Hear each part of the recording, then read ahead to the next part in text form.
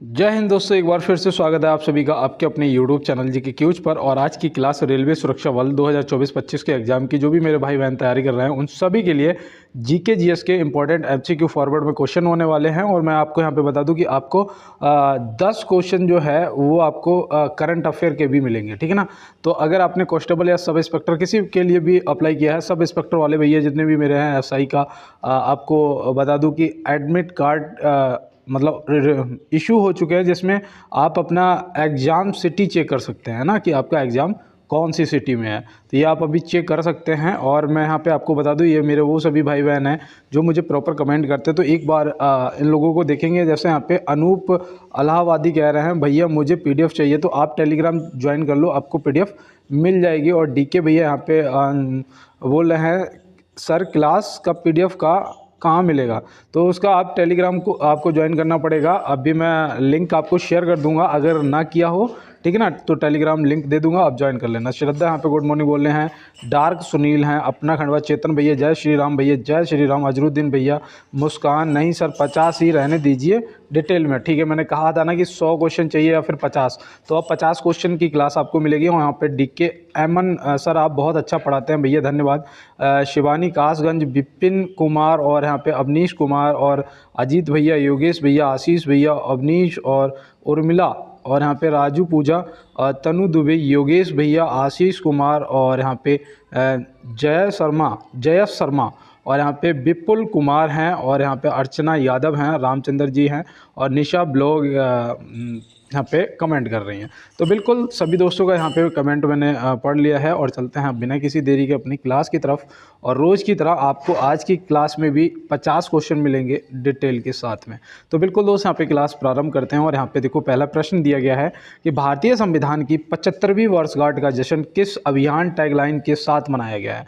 तो भैया अभी जो 75वीं वर्षगांठ मनाई गई है, कब मनाई गई है ये भी आपको पता होना चाहिए। तो अभी मैंने आपको बताया भी था शायद कल की क्लास में, है ना, 26 नवंबर।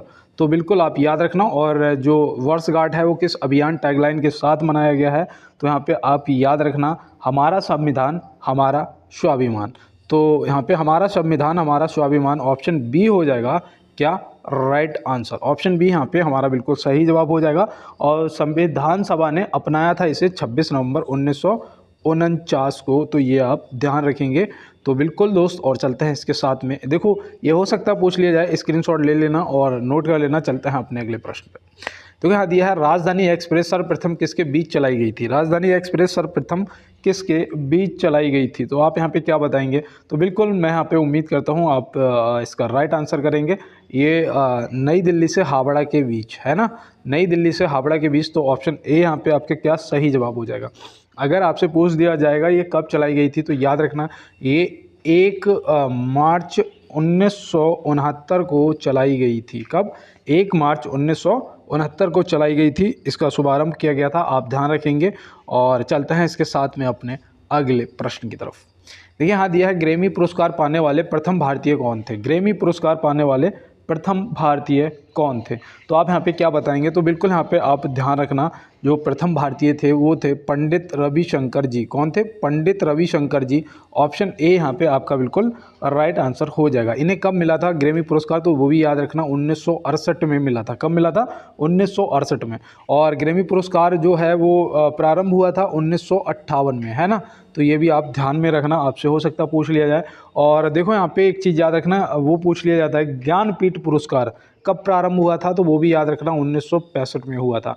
ज्ञानपीठ पुरस्कार अगर आपसे पूछा जाएगा तो आप याद रखेंगे 1965 में हुआ था। तो ये भी आप ध्यान रखेंगे। तो बिल्कुल दोस्त, चलते हैं इसके साथ में अपने अगले प्रश्न पे। तो यहाँ दिया है, किस पंचवर्षीय योजना में काम के बदले अनाज योजना चलाई गई थी। बताओ किस पंचवर्षीय योजना में काम के बदले अनाज योजना चलाई गई थी, तो वो कौन सी पंचवर्षीय योजना थी। तो यहाँ पे थोड़ा सा दिमाग लगाइएगा, और अगर नहीं समझ आ रहा तो आप नोट कर लेना। देखो यहाँ पे आपका बेटा ऑप्शन सी पांचवी पंचवर्षीय योजना क्या हो जाएगा, बिल्कुल राइट आंसर हो जाएगा, ठीक है ना। ये आप याद रखना, इसका कार्यकाल भी याद रखना, 1974 से लेके ये 4 साल की योजना रही थी, तो याद रखना 78 तक, है ना। इसके बीच में इसमें एक वो भी चला था बहुत ज़्यादा, क्या, गरीबी हटाओ का नारा, गरीबी हटाओ का नारा भी चला था। तो ये भी आप ध्यान रखेंगे। ठीक है ना दोस्त। और देखो सबसे सफल जो योजना थी वो 11वीं पंचवर्षीय योजना सबसे सफल योजना थी, ये भी याद रखना। और तीसरी पंचवर्षीय योजना जो थी 66 तक, हाँ 1966 तक, तो याद रखना 1966 तक जो तृतीय पंचवर्षीय योजना थी सबसे असफल योजना रही थी, है ना। और इसी के इसके बाद 66 के बाद 69 तक, मतलब 3 साल का योजना अवकाश भी रहा था। ठीक है ना, तो ये भी आपको ध्यान में रखना है। तो बिल्कुल दोस्त चलते हैं इसके साथ में अपने अगले प्रश्न पर। देखो यहाँ दिया है, हाल ही में हुए चुनाव में उरुग्वे के अगले राष्ट्रपति के रूप में कौन विजयी हुए हैं। तो बताओ भैया कौन विजयी हुए हैं। यहाँ पे विजयी गलत लिखा हुआ है, तो मतलब कौन जीते हैं, कौन राष्ट्रपति बने हैं। तो आप क्या बताएं, उरुग्वे के हाल ही में हुए चुनावों में, तो आप यहाँ पे क्या बताएंगे। तो ये देखो आपके करंट से संबंधित प्रश्न है, और यहाँ पे याद रखना आपका सही जवाब ऑप्शन बी यामुंडू ओरसी, यामुंडू ओरसी, ऑप्शन बी आपका सही जवाब हो जाएगा। तो बिल्कुल आप याद रखेंगे और नोट कर लेंगे। और चलते हैं इसके साथ में अपने अगले प्रश्न पर। तो यहाँ दिया है, नागर शैली का विकास किस काल में हुआ था। नागर शैली का विकास किस काल में हुआ था। तो नागर शैली का यहाँ पे विकास पूछा जा रहा है, तो बिल्कुल आप बहुत ही आसान तरीके से बता सकते हैं, गुप्त काल में हुआ था। कौन से काल में हुआ था, गुप्त काल, मतलब ऑप्शन बी यहाँ पे आपका सही जवाब हो जाएगा। और देखो एक वो भी याद रखना, ये कुषाण, हाँ कुषाण जो काल था उसमें गांधार शैली की हुई थी। किसकी, गांधार शैली की हुई थी। तो ये भी आप ध्यान में रखेंगे। ठीक है ना। और चलते हैं इसके साथ में अपने अगले प्रश्न की तरफ और देखते हैं हमारा अगला प्रश्न क्या है।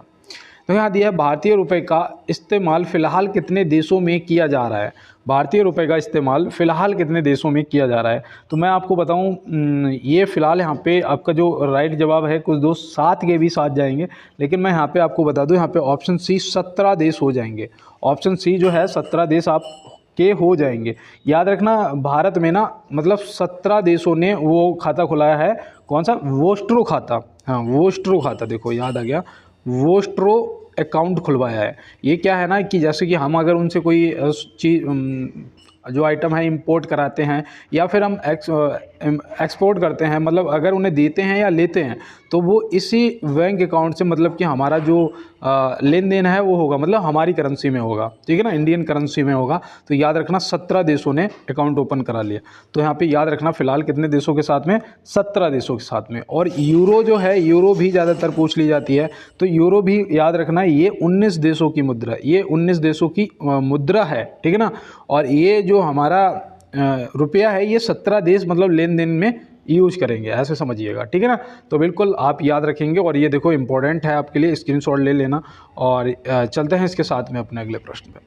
तो यहाँ दिया है, भारतीय मुद्रा का नया चिन्ह, ये रुपया को किसने डिजाइन किया था। तो ये वाला यहाँ पे चिन्ह बताना है कि इस चिन्ह को किसने यहाँ पे डिजाइन किया था। तो यहाँ पे आपका जो राइट आंसर है वो क्या हो जाएगा। तो मैं उम्मीद करता हूँ यहाँ पे आपका जो राइट आंसर है वो हो जाएगा option B, Shri D Uday Kumar. क्या हो जाएगा, option B, Shri D Uday Kumar यहाँ पे आपका बिल्कुल राइट आंसर हो जाएगा। इन्होंने ये कब, मतलब कि इसे कब लॉन्च किया गया था। तो याद रखना ये 15 जुलाई 2010 को लॉन्च किया गया था। ठीक है ना, ये चिन्ह, ये कब, 15 जुलाई 2010 को लॉन्च किया गया था। तो ये भी आप ध्यान में रखेंगे। तो बिल्कुल दोस्त, और चलते हैं इसके साथ में अपने अगले प्रश्न की तरफ। देखो यहाँ दिया है, दूसरी योजना काल के दौरान भारत में कितने इस्पात कारखाने की स्थापना हुई।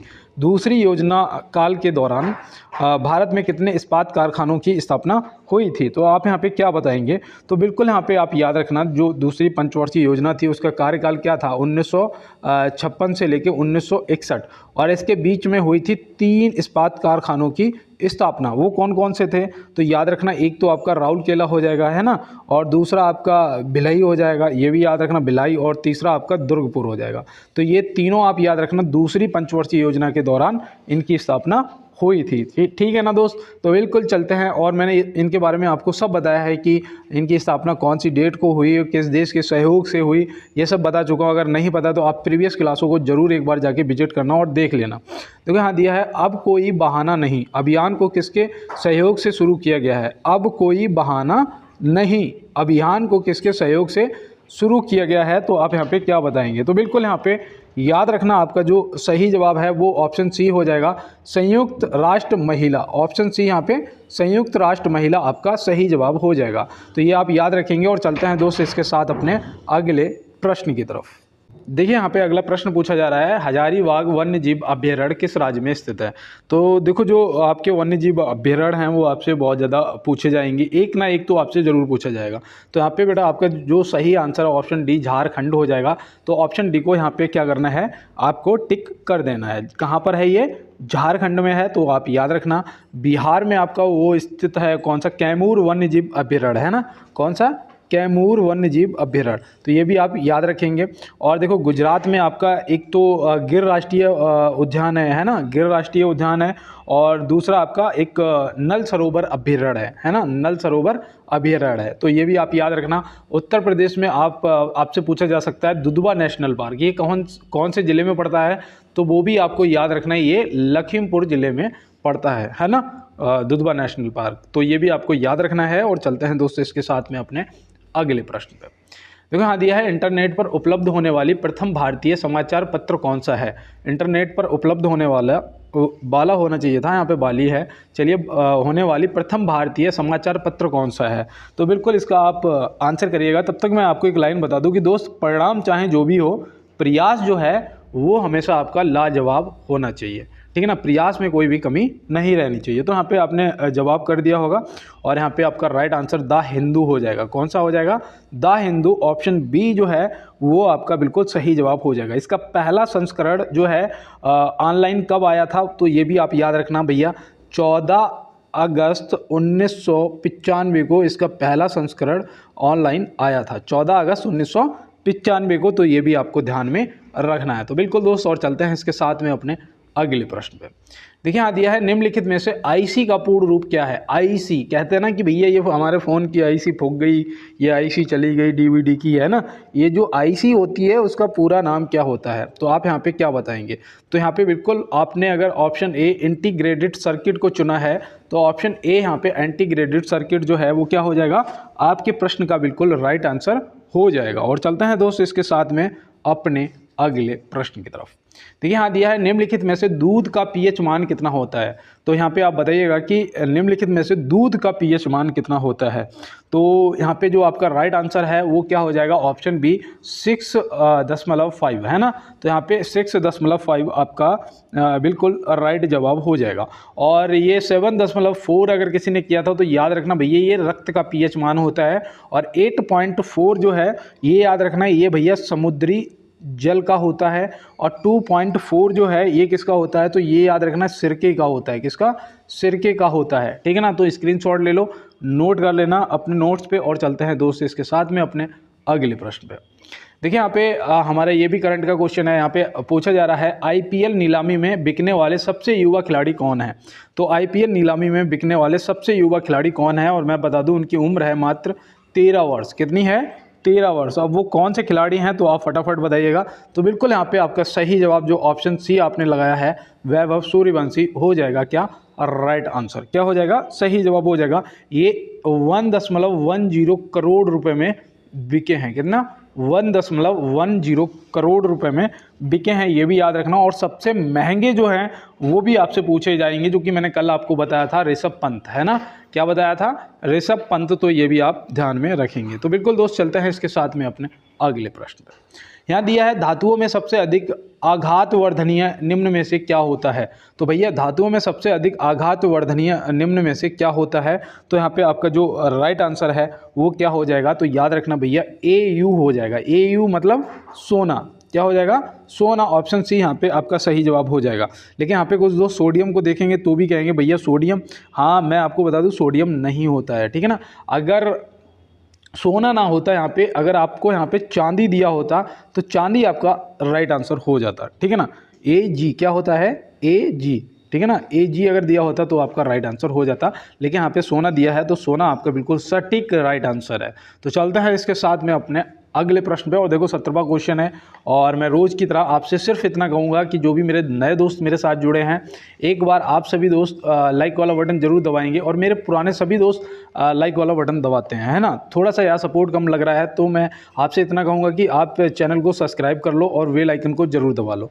थोड़े से आपकी हेल्प की ज़रूरत है, इसलिए मैं आपसे कह रहा हूँ। और दोस्त अपने दोस्तों के साथ में क्लास को शेयर जरूर करना, क्योंकि कहते हैं ना, जो आप इन्वेस्ट करते हो वही आपको मिलता है। मतलब कि अगर आप विद्या का दान करेंगे, अगर किसी को शेयर कर देंगे क्लास हो, उसके 2 क्वेश्चन सही हो गए, ठीक है ना दोस्त। तो बिल्कुल कर भला तो हो भला, और सभी दोस्त बिल्कुल सहयोग करेंगे। और यहाँ पे देखो दिया है कि प्रश्न, गांधी जी के द्वारा सवर्णीय अवज्ञा आंदोलन का प्रारंभ कब किया गया था। तो गांधी जी के द्वारा सवर्णीय अवज्ञा आंदोलन का जो प्रारंभ है वो कब किया गया था। तो बिल्कुल यहाँ पे आप सही जवाब टिक कर रहे होंगे, 12 मार्च 1930। क्या 12 मार्च 1930 आपने बिल्कुल राइट आंसर लगाया होगा। तो बिल्कुल दोस्त, और यहाँ पे देखो एक चीज़ याद रखना, अगर किसी ने यहाँ पे 12 नवंबर 1930 को अगर टिक किया है, तो इस टाइम पता क्या हुआ था। इस टाइम हुआ था प्रथम गोलमेज सम्मेलन, है ना। प्रथम गोलमेज सम्मेलन हुआ था, और ये कहाँ पर हुए थे, 3 हुए थे ना। तो याद रखना भैया, ये तीनों लंदन में हुए थे। कहाँ पर, लंदन में हुए थे। तो ये भी आप ध्यान रखेंगे। तो स्क्रीनशॉट ले लो, और चलते हैं दोस्तों इसके साथ में अपने अगले प्रश्न पे। यहाँ दिया है संयुक्त राष्ट्र के वर्तमान सदस्य देशों की संख्या कितनी है। संयुक्त राष्ट्र के वर्तमान सदस्य देशों की जो संख्या है वो कितनी है। तो बिल्कुल दोस्त, यहाँ पे मैं उम्मीद कर रहा हूँ कि आपने जो राइट आंसर है वो ऑप्शन सी 193 को टिक किया होगा। किसे, 193 ऑप्शन सी को टिक कर दिया होगा। और मैं बता दूं 193वां जो देश था वो कौन था। तो वो याद रखना, वो दक्षिण सूडान था। कौन सा, दक्षिण सूडान, ठीक है ना। तो ये सदस्य बना, ये भी आपको ध्यान में रखना है। और संयुक्त राष्ट्र की जो स्थापना है वो कब हुई थी, ज़्यादातर पूछ लिया जाता है। और दिवस भी याद रखना, कब मनाते हैं, 24 अक्टूबर को। और स्थापना हुई थी 1945 में, 24 अक्टूबर 1945 को इसकी स्थापना हुई थी। तो 24 अक्टूबर को मनाते हैं स्थापना दिवस। तो ये भी आपको ध्यान में रखना है दोस्त, ठीक है ना। और इसके महासचिव देखो, प्रथम जो थे वो ट्रिगवेली थे। सभी को पता है कि भैया ट्रिगवेली थे। वर्तमान अगर पूछ लिए गए तो याद रखना ये कौन है, एंटोनियो गुटरेस। कौन है, एंटोनियो गुटरेस। तो ये भी आपको ध्यान में रखना है, ठीक है ना, नोट कर लेना है। और चलते हैं दोस्त इसके साथ में अपने अगले प्रश्न की तरफ। और देखो यहाँ पे दिया है तारापुर परमाणु विद्युत घर का निर्माण कब हुआ था। तारापुर परमाणु विद्युत घर का निर्माण कब हुआ था। तो आप यहाँ पे क्या बताएंगे। तो बिल्कुल मैं यहाँ पे आपका जो आंसर है वो मैंने देख लिया है, और आपने बिल्कुल राइट आंसर 1973 ऑप्शन सी को टिक किया है ना। नहीं, यहाँ पे ये एरर है, यहाँ पे ऑप्शन बी आपका सही होगा। 1969 में हुआ था, ठीक है ना। और ये आप याद रखना, ये स्टार्ट हो गया था। और इसका ये कहाँ पर है, ये कहाँ पड़ता है तारापुर, ये याद रखना मुंबई महाराष्ट्र में, है ना। मुंबई महाराष्ट्र में पड़ता है। और इसकी जो स्थापना है वो किसकी सहयोग से, किसके मदद से हुई थी। तो याद रखना यूएसए की मदद से इसकी स्थापना हुई थी, है ना। तो ये आपको याद रखना है। और देखो यहाँ पे जो 73 मैंने टिक कर दिया था, 73 में उसका हुआ था राजस्थान परमाणु विद्युत घर का, है ना, राजस्थान का। और यहाँ पे देखो एक ये पता, ये बन गया था, मतलब 1973 में ये राजस्थान परमाणु विद्युत घर जो था वो बन गया था। और यहाँ पे जो 91 दिया है, 91 में याद रखना ये जो नरोरा है, कौन सा, नरोरा परमाणु संयंत्र, है ना, विद्युत घर, ये याद रखना ये कहाँ पड़ता है, ये उत्तर प्रदेश में पड़ता है। तो ये भी आपको ध्यान में रखना है। तो बिल्कुल दोस्त, और चलते हैं इसके साथ में अपने अगले प्रश्न पे। तो यहाँ दिया है भारत में हर साल संविधान दिवस कब मनाया जाता है। तो अभी इसका मैंने आपको आंसर बताया था, आप फटाफट इसका आंसर कर दो। तब तक मैं एक चीज़ बता दूं, कुछ दोस्त मेरे कहते हैं ना कि अगर मैं हार गया या फेल हो गया तो क्या होगा। देखो याद रखना दोस्त, जब आप प्रयास करते हैं तो आप हारते कभी नहीं हैं, ठीक है ना। या तो आप जीत जाते हैं या फिर आप कुछ सीख जाते हैं, हारते कभी नहीं हैं। और कहते हैं ना कि किस्मत पता क्या है, मैं आपको बताऊं, मुझसे ज़्यादा बार आप फेल नहीं हुए हैं, है ना।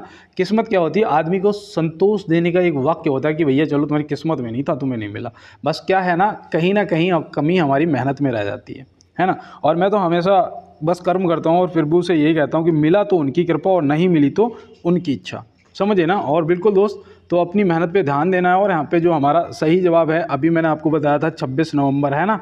तो यहाँ पे 26 नवंबर आपका क्या हो जाएगा, बिल्कुल सही जवाब हो जाएगा। संविधान ने 26 नवंबर 1949 को संविधान सभा ने अपनाया था, और फिर ये लागू हुआ था। लागू कब हुआ था, 26 जनवरी 1950 में लागू हो गया था। तो ये भी आप ध्यान रखेंगे। तो बिल्कुल दोस्तों, और चलते हैं इसके साथ में अपने अगले प्रश्न की तरफ। देखिए यहाँ पे दिया है, निम्नलिखित में से सातवाहन वंश का संस्थापक कौन था? सातवाहन वंश का संस्थापक जो है वो कौन था? तो बिल्कुल यहाँ पे मैं उम्मीद करता हूँ आपने ऑप्शन ए शिमुख को चुना होगा, है ना। शिमुख यहाँ पे आपका बिल्कुल राइट आंसर हो जाएगा। और देखो यहाँ पे ये सामंत सेन है, ये याद रखना, सामंत सेन जो है वो सेन वंश के संस्थापक हैं, ठीक है ना। कोई इसको अगर किसी ने टिक किया तो याद रखना सेन वंश के हैं। और यहाँ पे जो नागभट्ट प्रथम है ये गुर्जर प्रतिहार, है ना, गुर्जर प्रतिहार वंश के हैं, तो ये भी आप याद रखना। कुजुल कड़फिंसिस ये भैया कुषाण वंश के हैं, किसके? कुषाण वंश के हैं, जिनका एक महान शासक हुआ था, उसका नाम था राजा कनिष्क, जिसका रेशम मार्ग पर भी कब्जा था, है ना। तो ये भी आप याद रखना। और यहाँ पे देखो दिया है, बक्सर का युद्ध निम्न में से कब हुआ था? बक्सर का युद्ध निम्न में से कब हुआ था? तो बक्सर का युद्ध जो है वो 1764 में हुआ था। कब हुआ था? 1764 में हुआ था। तो ये भी आप याद रखना। बताओ 1760 में कौन सा युद्ध हुआ था? 1760 में कौन सा युद्ध हुआ था? तो याद रखना भैया वांडीवास का युद्ध हुआ था। कौन सा? वांडीवास का युद्ध हुआ था। 1761 में पानीपत का तृतीय युद्ध हुआ था, है ना। पहला जो था वो 1526 में हुआ था, दूसरा जो हुआ था 1556 में हुआ था, तीसरा जो है 1761 में हुआ था, और 1764 में आपका बक्सर युद्ध हो गया। 1774 में बताओ कौन सा युद्ध हुआ था? तो याद रखना रूहेला का युद्ध हुआ था। कौन सा? रूहेला का युद्ध हुआ था। तो ये भी आपको ध्यान में रखना है। देखो स्क्रीनशॉट ले लेना मेरे भाई, और चलते हैं इसके साथ में अपने अगले प्रश्न की तरफ। देखिए यहाँ दिया है, निम्नलिखित में से देश रत्न की उपाधि किससे संबंधित है? देखो इस क्वेश्चन का जो आंसर है वो गलत नहीं करना है ना। तो यहाँ पे बिल्कुल आपने टिक किया होगा doctor Rajendra Prasad ji, option B को आपने यहाँ पे बिल्कुल और राइट आंसर कर दिया होगा। तो मैं उम्मीद करता हूँ, और इन्हें ये देश रत्न की जो उपाधि है वो हमारे महात्मा गांधी जी ने दी थी। तो ये भी आपको ध्यान में रखना है दोस्त। और सुभाष चंद्र बोस जी से याद रखना, इन्हें नेताजी की उपाधि दी गई थी। कौन सी? नेताजी की उपाधि। और सरदार वल्लभ भाई पटेल जी को याद रखना, सरदार की उपाधि मिली थी, बारदोली में दी गई थी। दी तो महात्मा गांधी जी ने थी, लेकिन बारदोली की महिलाओं के द्वारा इन्हें ये उपाधि दी गई थी सरदार की। तो याद रखना सरदार वल्लभ भाई पटेल जी को भी। तो बिल्कुल दोस्त, और चलते हैं इसके साथ में अपने अगले प्रश्न में। यहाँ दिया है, निम्नलिखित में से आकार में पांचवा सबसे बड़ा ग्रह कौन सा है? निम्नलिखित में से आकार में पांचवा सबसे बड़ा ग्रह कौन सा है? तो यहाँ पे देखो एक चीज़ याद रखना, अगर यहाँ पे पहला पूछा जाएगा तो भैया बृहस्पति सबसे बड़ा ग्रह है ना, जिसका कलर कैसा है? पीला होता है। लेकिन यहाँ पे अगर हमसे पांचवा पूछा जाएगा तो हमारी पृथ्वी है। कौन? तो हमारी यहाँ पे पृथ्वी क्या हो जाएगी? सही जवाब हो जाएगी। और अगर यहाँ पे दूसरा पूछा जाता तो भैया कौन सा है? शनि है। दूसरा अगर पूछा जाता शनि है। सबसे छोटा पूछा जाता तो भैया आपका बुध है, और ये सूर्य के सबसे नज़दीक भी है। ये सूर्य की 88 दिनों में परिक्रमा कर लेता है। बृहस्पति जो है ये 12 वर्षों में कर पाता है। ये पृथ्वी जो है वो 365 दिनों में कर पाती है। सॉरी, यहाँ पे शनि की जगह पे पृथ्वी जो है वो 365 दिनों में कर पाती है। शनि जो है वो कितने दिनों में करता है, ये आप कमेंट बॉक्स में बताएंगे। तो बिल्कुल दोस्तों, और चलते हैं इसके साथ में अपने अगले प्रश्न की तरफ। देखिए सॉरी, यहाँ पे दिया है, कौन सा देश ICA वैश्विक सहकारी सम्मेलन की मेजबानी करेगा? कौन सा देश ICA वैश्विक सहकारी सम्मेलन की मेजबानी करेगा? ये देखो आपके करंट से संबंधित प्रश्न है, और इसका बिल्कुल आपको राइट आंसर करना है। तो याद रखना हमारा अपना प्यारा भारत, ऑप्शन ए, है ना। कहाँ पर होगा ये? नई दिल्ली में इसका आयोजन किया जाएगा। तो कहाँ पर किया जाएगा? नई दिल्ली में। ICA पता क्या है? अंतर्राष्ट्रीय सहकारी गठबंधन। क्या है? अंतर्राष्ट्रीय सहकारी गठबंधन। तो ये आपको ध्यान में रखना है। तो बिल्कुल दोस्त, चलते हैं इसके साथ में अपने अगले प्रश्न पर। यहाँ दिया है, उल्का से संबंधित मंडल कौन सा? मतलब उल्का संबंधित जो घटनाएं हैं कौन से मंडल में होती हैं? तो याद रखना भैया, उल्का से संबंधित जो भी घटनाएं होती हैं वो होती हैं मध्य मंडल में। किसमें होती हैं? मध्य मंडल में। तो ऑप्शन ए यहाँ पे सही जवाब हो जाएगा। ये देखो नोट करते हुए चलना है, ठीक है ना, थोड़ा सीरियस लेना इन प्रश्नों को। और देखो यहाँ पे एक चीज़ याद रखना, अगर यहाँ पे आयन मंडल की बात करें तो आयन मंडल में रेडियो संबंधित जो रेडियो तथा संचार संबंधित जो है वो आयन मंडल में होता है, ठीक है ना। और जो हमारे वायुयान हैं, जो हमारे वायुयान होते हैं वो समताप मंडल में उड़ते हैं। और क्षोभ मंडल हमारी पृथ्वी की सबसे निचली परत है, जिसमें मौसम संबंधित घटनाएं होती हैं। कौन सी? मौसम संबंधित घटनाएं होती हैं। तो ये भी आपको ध्यान में रखना है। तो बिल्कुल दोस्तों, और चलते हैं इसके साथ में अपने अगले प्रश्न पर। यहाँ दिया है, पंचायत भंग होने पर पुनः निर्वाचन कितने माह के अंदर शेष अवधि के लिए होता है? तो बताओ, पंचायत भंग होने पर पुनः निर्वाचन कितने माह के अंदर शेष अवधि के लिए होता है? तो बिल्कुल याद रखना भैया 6 महीने के अंदर हो जाता है। तो यहाँ पे ऑप्शन बी जो है वो क्या हो जाएगा? वो बिल्कुल राइट आंसर यहाँ पे 6 माह आपका हो जाएगा। तो ये भी आपको ध्यान में रखना है। और चलते हैं दोस्तों इसके साथ में अपने अगले प्रश्न की तरफ।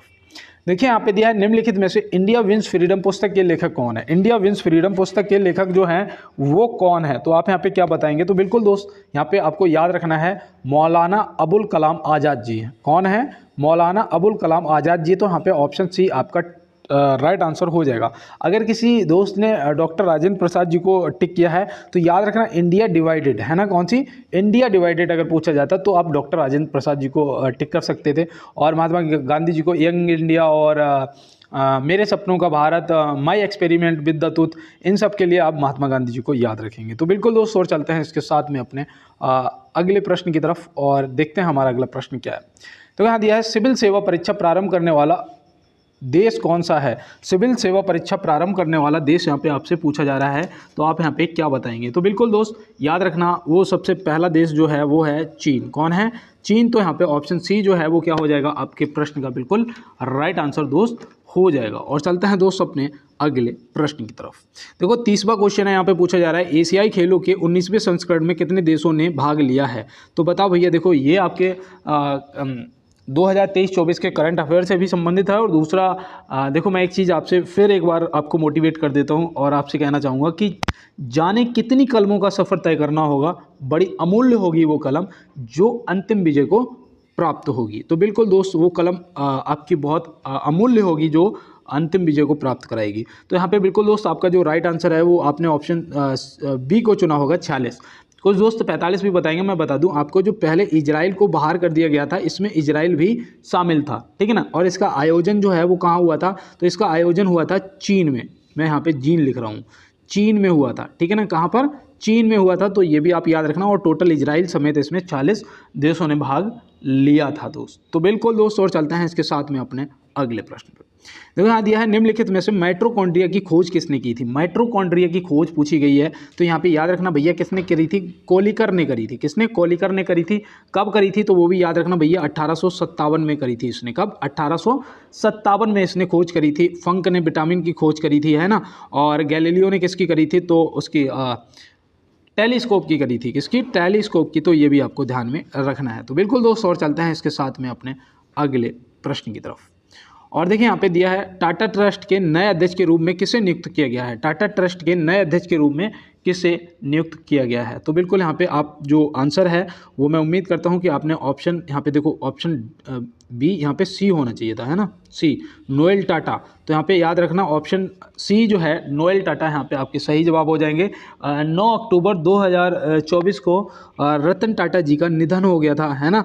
तो बिल्कुल दोस्तों और यहाँ पे याद रखना अब जो टाटा ट्रस्ट के नए अध्यक्ष हैं वो हैं नोएल टाटा। तो ये आपको ध्यान में रखना है। तो चलते हैं दोस्तों इसके साथ में अपने अगले प्रश्न पर।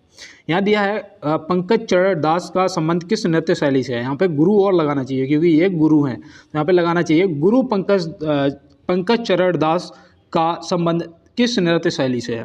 अब प्रश्न यहाँ पे बिल्कुल सही बना जाएगा। तो यहाँ पे आप क्या बताओगे, तो याद रखना भैया इनका संबंध ओडिसी नृत्य, ऑप्शन बी यहाँ पे क्या आपका राइट आंसर हो जाएगा।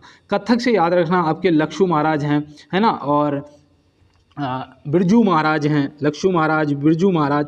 तो जिसके नाम के पीछे महाराज लगाओ ना, आप समझ जाना ये कथक से संबंधित हैं, ठीक है ना। और कुचिपुड़ी से पशु मूर्ति रामलिंगा शास्त्री, है ना, मैंने उस दिन आपको बताया था पशु मूर्ति रामलिंगा शास्त्री। तो ये भी आपको पशु मूर्ति रामलिंगा शास्त्री जी को भी याद रखना। ये कुचिपुड़ी से संबंधित है जो कि आंध्र प्रदेश से संबंधित है ना। कहाँ से? आंध्र प्रदेश से संबंधित है कुचिपुड़ी। और चलते हैं दोस्तों इसके साथ में अपने अगले प्रश्न पर।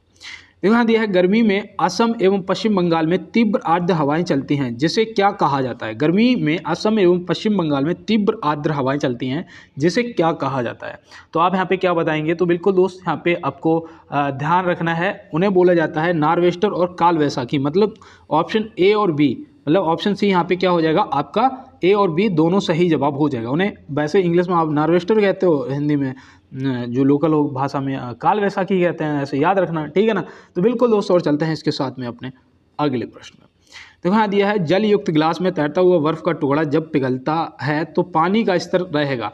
जल युक्त गिलास में तैरता हुआ बर्फ का टुकड़ा जब पिघलता है तो पानी का स्तर क्या रहेगा।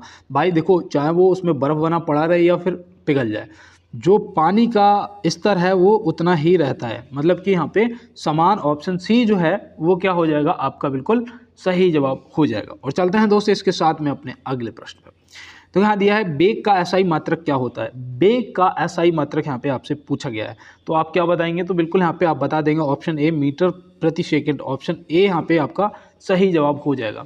और यहाँ पे याद रखना जो न्यूटन होता है ये किसका होता है, ये बल एवं भार का होता है। किसका, बल एवं भार का होता है ना। और जूल जो है ये किसका होता है, तो याद रखना भैया जूल जो है ये कार्य एवं ऊर्जा का होता है, ठीक है ना। तो ये भी याद रखना। वाट जो होता है ये किसका होता है, तो याद रखना भैया ये शक्ति का होता है। किसका, शक्ति का होता है। तो ये भी आप क्या करेंगे, नोट कर लेंगे दोस्त। और चलते हैं इसके साथ में अपने अगले प्रश्न की तरफ। देखिए यहाँ पे दिया है पौधों की जड़ों के दाब की माप करने वाला यंत्र कौन सा है। पौधों की जड़ों की दाब की माप करने वाला यंत्र कौन सा है। देखो ये प्रश्न आपको पता होना चाहिए दोस्त, और मैं उम्मीद करता हूँ यहाँ पे जो आप एक्सटेंसोमीटर है ना, ऑप्शन सी यहाँ पे क्या हो जाएगा, एक्सटेंसोमीटर आपका राइट आंसर। रेन गेज जो है ये वर्षा का मापन करता है ना, कि कितनी वर्षा हुई। ये रेन गेज वर्षा का मापन करने के लिए होता है। और जो एनीमोमीटर है ये मैंने उस दिन आपको बताया था कि हवा की शक्ति तथा हवा की गति का माप करता है ना। तो ये भी आप एनीमोमीटर भी आप ध्यान रखेंगे। और बिल्कुल दोस्त जो भी मैं बता रहा हूँ उसका स्क्रीनशॉट लेते हुए चलना है। और चलते हैं अपने अगले प्रश्न की तरफ। देखिए यहाँ पे दिया है निम्नलिखित में से स्टेनलेस स्टील का घटक नहीं है। निम्नलिखित में से स्टेनलेस स्टील का घटक नहीं है, तो इनमें से आप क्या बताएंगे अपना राइट आंसर। देखो आयरन भी होता है, क्रोमियम भी होता है, निकल भी होता है, तो मतलब ऑप्शन इनमें से कोई नहीं, ऑप्शन डी है ना। ये सब क्या है, ये घटक हैं, तो ये हो जाएंगे इसके राइट आंसर। तो इसमें ऑप्शन डी आप चुनेंगे भैया, ये तो सभी हैं, तो इनमें से कोई नहीं आपका क्या होगा, राइट आंसर दोस्त हो जाएगा। और चलते हैं इसके साथ में अपने अगले प्रश्न पे। तो यहाँ दिया है भारतीय लघु उद्योग विकास बैंक का मुख्यालय कहाँ स्थित है। ये मैंने कल आपको बताया था, है ना। कल क्या हुआ था, गलती से ये 39 पे थोड़ा सा एरर हो गया, तो फिर 40 से लेकर 50 तक के जो प्रश्न थे कल वाली क्लास के, वो उसमें मैंने कल दूसरे क्वेश्चन ऐड कर दिए थे पहले के, तो वो आपके प्रश्न अभी बचे हुए हैं, वो भी करने हैं। लेकिन ये आपका कल का HW है, अगर आपने कल क्लास पूरा देखा होगा तो इसका आप आंसर कर देंगे। और ये आप HW है, आपको आंसर करना है कमेंट बॉक्स में। यहाँ पे दिया है किस अनुच्छेद के द्वारा 6 से 14 वर्ष के बच्चों के लिए शिक्षा का अधिकार मूल अधिकार माना गया है। ये कल के आपके क्वेश्चन रह गए थे, तो यहाँ पे आप बताइए किस अनुच्छेद के द्वारा 6 से 14 वर्ष के बच्चों के लिए शिक्षा का अधिकार मूल अधिकार माना गया है। तो यहाँ पे आप याद रखना, आपका सही जवाब ऑप्शन सी अनुच्छेद 21A हो जाएगा। क्या हो जाएगा, अनुच्छेद 21A यहाँ पे आपका बिल्कुल राइट आंसर हो जाएगा। और चलते हैं दोस्त इसके साथ में अपने अगले प्रश्न की तरफ। और देखो यहाँ दिया है हाल ही में IPL नीलामी में सबसे महंगे खिलाड़ी कौन बने हैं। अभी मैंने आपको बताया था, कल मैंने ये टाइप भी किया था, लेकिन कल ये यहाँ तक पहुँच ही नहीं पाए थे, तो ये नहीं हो पाया था। आज मैं आपको बता देता हूँ, यहाँ पे जो आपका राइट आंसर है वो हो जाएगा ऋषभ पंत। और इन्हें पता है कितने में खरीदा गया है, तो वो भी आपको पता होना चाहिए, 27 करोड़ रुपये में खरीदा गया। कितने, 27 करोड़ रुपये में खरीदा गया है। तो बिल्कुल आप ध्यान रखेंगे, सबसे महंगे खिलाड़ी बने हैं। और सबसे कम उम्र के IPL में जो नीलामी है वो भी मैंने आपको बता दी है। और यहाँ पे देखो दिया भी है रंगीन टीवी में कौन सा रंग प्रकाश के सहयोग से रंगीन चित्र बनाता है। तो बताओ रंगीन टीवी में कौन सा रंग जो है वो प्रकाश के सहयोग से रंगीन चित्र बनाता है। तो यहाँ पे आपका राइट आंसर क्या होगा, तो यहाँ पे बिल्कुल याद रखना नीला लाल हरा। कौन सा, नीला लाल हरा, मतलब यहाँ पे ऑप्शन डी क्या होगा आपका, बिल्कुल राइट आंसर हो जाएगा। और चलते हैं दोस्त अपने अगले प्रश्न की तरफ। देखिए यहाँ दिया है सिंधु घाटी सभ्यता कैसे शहरों के लिए प्रसिद्ध थी। बताओ सिंधु घाटी सभ्यता कैसे शहरों के लिए प्रसिद्ध थी। तो याद रखना भैया, यहाँ पे आपका जो राइट आंसर है वो हो जाएगा विकसित नगर नियोजन के लिए। किसके लिए, विकसित नगर नियोजन के लिए। तो ये भी आप ध्यान रखेंगे। और चलते हैं दोस्त इसके साथ में अपने अगले प्रश्न पे। देखिए यहाँ दिया है लोहा का शुद्धतम रूप निम्न में से क्या है। लोहा का शुद्धतम रूप निम्न में से क्या है। तो यहाँ पे आपका जो राइट आंसर है वो क्या हो जाएगा। ये प्रश्न कई बार पूछा गया है SSC GD में, रेलवे में और ग्रुप D में। तो यहाँ पे आपका सही जवाब याद रखना पिटवा लोहा होता है। कौन सा, पिटवा लोहा, ऑप्शन ए यहाँ पे आपका सही जवाब हो जाएगा। और देखो मैं आपको एक लाइन बता दूँ दोस्त, कहते हैं ना कि उन लोगों को कभी नहीं भूलना चाहिए जो मेरे लिए तब रोशनी लेकर आए थे जब मैं अंधेरे में था। तो बिल्कुल दोस्त, और यहाँ पे देखो दिया है चंद्रगुप्त मौर्य के दरबार में यूनानी ग्रीक राजदूत कौन था। तो चंद्रगुप्त मौर्य के दरबार में यूनानी ग्रीक राजदूत जो था वो कौन था। तो बिल्कुल ये तो बहुत ही फेमस है ना, मैगस्थनीज, इसकी एक पुस्तक भी है, उसका नाम है इंडिका, है ना। तो ये भी आपको ध्यान में रखना है। और चलते हैं इसके साथ में अपने अगले प्रश्न की तरफ। देखिए यहाँ दिया है जिन्ना ने भारतीय मुसलमान के लिए अलग देश की मांग कब की थी? तो बताओ जिन्ना ने भारतीय मुसलमानों के लिए अलग देश की जो मांग है वो कब की थी? तो यहाँ पे बिल्कुल आप याद रखना, यहाँ पे आपका राइट आंसर जो है वो 1940 हो जाएगा। कुछ दोस्त 1905 और 1906 के साथ में जा रहे हैं, सभी का आंसर गलत है। यहाँ पे राइट आंसर आपका 1940 हो जाएगा। तो ये भी आपको ध्यान में रखना है। और चलते हैं इसके साथ में अपने अगले प्रश्न पे। देखो यहाँ दिया है, भारत के किस राज्य में बौद्धों की संख्या सबसे अधिक है? बताओ भारत के किस राज्य में बौद्धों की जो संख्या है बौद्ध धर्म वालों की वो सबसे अधिक है? तो भैया ये तो हम 2011 की जनगणना के अनुसार ही बता सकते हैं, है ना, क्योंकि उसके बाद 10 साल बाद जनगणना होती है। 21 में होनी चाहिए थी, कोविड की वजह से नहीं हो पाई। तो यहाँ पे याद रखना सबसे ज़्यादा महाराष्ट्र में है अभी तक। कहाँ पर? महाराष्ट्र में। तो ये आपको बिल्कुल ध्यान में रखना है, नोट कर लेना है। और चलते हैं अपने अगले प्रश्न में। देखो यहाँ दिया है 2000 हर्ट्ज ध्वनि से अधिक ध्वनि तरंग क्या कहलाती है?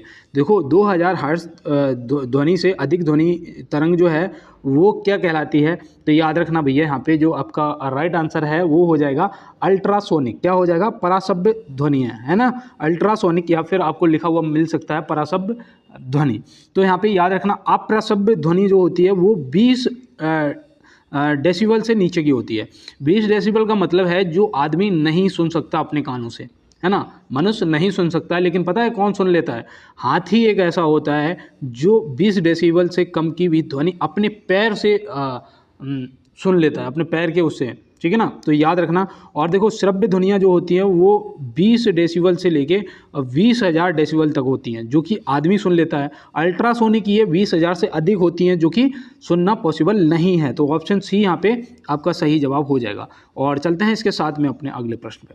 देखो यहाँ दिया निम्नलिखित में से संगमरमर का व्यापारिक नाम क्या है? बताओ संगमरमर का व्यापारिक नाम यहाँ पे आपसे पूछा गया है। तो आप यहाँ पे क्या बताएंगे? तो बिल्कुल दोस्त यहाँ पे मैं उम्मीद कर रहा था कि आपने कैल्शियम कार्बोनेट ऑप्शन बी को चुना होगा, है ना। तो ऑप्शन बी यहाँ पे आपका सही जवाब हो गया है। और ड्यूटेरियम ऑक्साइड जो है ये तो भैया भारी जल का है। किसका है? भारी जल का है। तो ये भी आप याद रखेंगे। सोडियम बाइकार्बोनेट ये खाने वाला सोडा होता है, जो घर में किचन सोडा बोलते हैं। और यहाँ पे अगर बाई हटा दो तो सोडियम कार्बोनेट मतलब धोने वाला सोडा हो गया, है ना, जैसे कि आप वॉशिंग पाउडर भी बोलते हो। तो ऐसे आप याद रखना। चलते हैं दोस्तों इसके साथ में अपने अगले प्रश्न पे। और देखो यहाँ पे दिया है निम्नलिखित में से विटामिन ई का रासायनिक नाम क्या है? बताओ विटामिन ई का रासायनिक नाम क्या होता है? तो बिल्कुल दोस्त यहाँ पे ऑप्शन सी को जिसने भी टोकोफेरोल को टिक किया है आपका सही जवाब हो गया है। और रेटिनॉल जो है ये विटामिन ए को बोलते हैं। फ्लिकोनोन ये जो है ये याद रखना विटामिन के को बोलते हैं, जिसकी कमी से खून का थक्का नहीं जमता है ना। अगर कट जाओ खून का थक्का नहीं जमता है तो विटामिन के की कमी से नहीं जमता है। एस्कॉर्बिक एसिड जो है ये कैसे बोलते हो? बताइए कमेंट बॉक्स में बताइए कि एस्कॉर्बिक एसिड जो है या एस्कॉर्बिक अम्ल है ये किस विटामिन का रासायनिक नाम है? ये आप आज कमेंट बॉक्स में बताएंगे। और देखो मैं फिर से एक बार बता दूं कि जिन बच्चों को कंधे नहीं मिले वो रोते मिले किताबों पर सर रखे। तो बिल्कुल दोस्त, और मैं उम्मीद करता हूं कि आप लोग बहुत अच्छे लेवल की तैयारी कर रहे होंगे। और मैं बता दूं कल मुझे एक दोस्त ने कमेंट किया था कि भैया क्या अब हमें फिजिकल की तैयारी कर देनी चाहिए साथ में? तो मैं बता दूं कि बिल्कुल दोस्त, कहते हैं ना कि घोड़ा और गाड़ी जो है उसे रोज़ टहलाओ तो वो ज़्यादा अच्छा रहता है। तो अगर आप फोर्स की तैयारी कर रहे हो ना तो आपको रोज़ दौड़ने जाना ज़रूरी है, अनिवार्य है। और आप भी स्वस्थ रहेंगे, माइंड भी स्वस्थ रहेगा। और आने वाले टाइम में जब आपको 1600 मीटर दौड़ना होगा 5 मिनट 40 सेकंड में, है ना, आरपीएफ में आपको 5 मिनट 40 सेकंड में दौड़ना होगा, तो वहाँ भी आपको बहुत ज़्यादा बेनिफिट रहेगा, है ना, क्योंकि पहले से प्रैक्टिस की हुई होगी। तो बिल्कुल दोस्तों, और मिलते हैं नेक्स्ट क्लास में। तब तक के लिए सभी दोस्तों को मेरा जय हिंद, वंदे मातरम, भारत माता की जय।